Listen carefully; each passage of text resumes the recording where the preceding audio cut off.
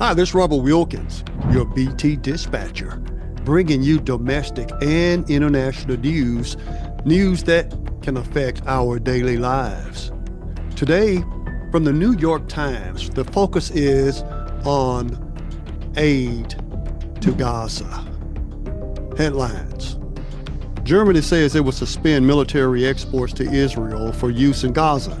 The move followed weeks of debate over the reports of hunger in Gaza, but it was precipitated by Israel's decision to expand military operations there. Chancellor Friedrich Merz of Germany last month, he said the country would stop exporting weapons to Israel that could be used in the Gaza Strip. In the New York Times, the story was written by Stephen Erlanger, and it reports, critical of Israel's intention to occupy more of Gaza and under pressure from the center-left coalition partners, Chancellor Friedrich Merz of Germany said on Friday that Germany would not authorize any exports of military equipment that could be used in Gaza until further notice. Given the history of the Holocaust, Germany has made Israel's survival one of its own basic principles of state. Mr. Merz, a conservative, made support for Israel's a bedrock of his campaign. So Friday's action is a significant step and break with the post-war past, even if it is not expected to decisively affect the Gaza war. The decision followed weeks of debate inside Germany about how to respond to critical reports of widespread malnutrition and even starvation in Gaza. But the move was precipitated by the Israeli government decision early Friday to escalate its military activity in Gaza. In a statement, Mr. Merz said, the even harsher military action by the Israeli army and the Gaza Strip, approved by the Israeli cabinet last night, makes it increasingly difficult for the German government to see how these goals will be achieved.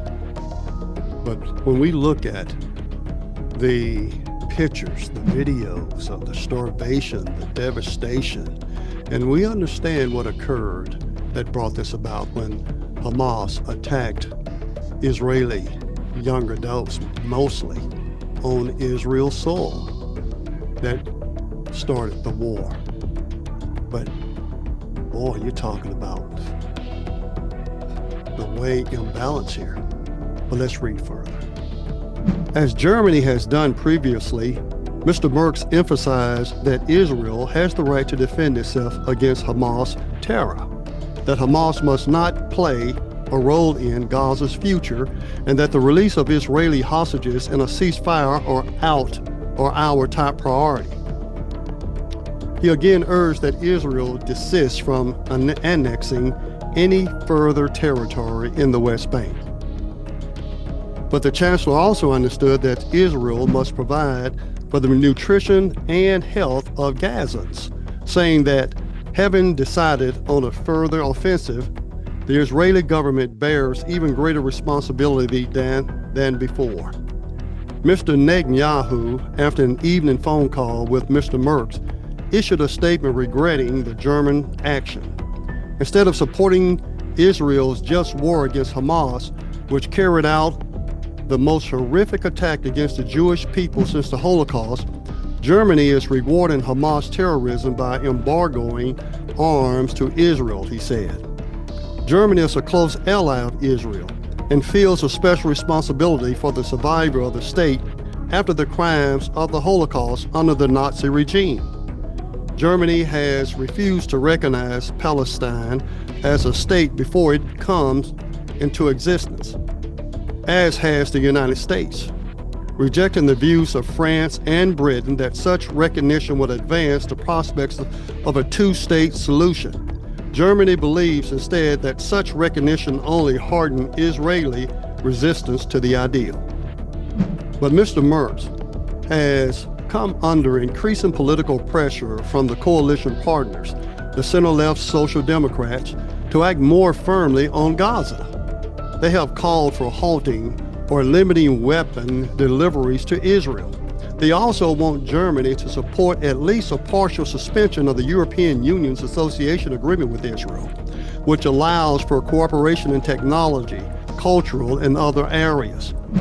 But his party's political siblings, the Christian Social Union, has been loud in demanding that Germany continue forthright support of Israel and Mr. Netanyahu.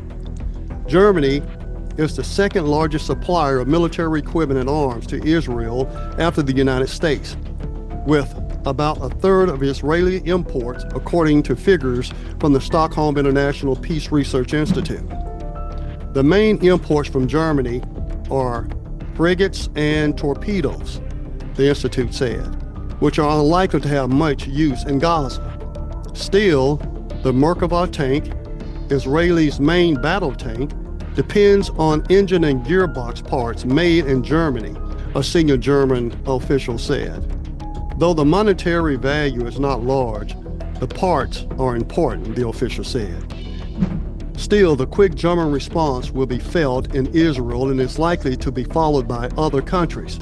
Foreign Minister Casper Waldkamp of the Netherlands said on X that Israeli escalation in Gaza would intensify suffering and not bring home the hostages.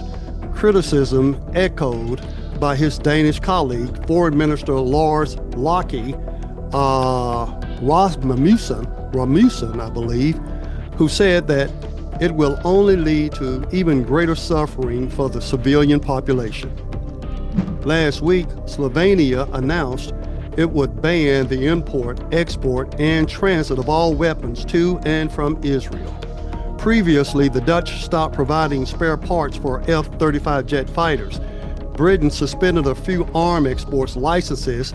Canada suspended any new permits for arms exports to Israel, and Italy stopped new permits for arms exports after Hamas attacked on Israel on October the 7th, 2023.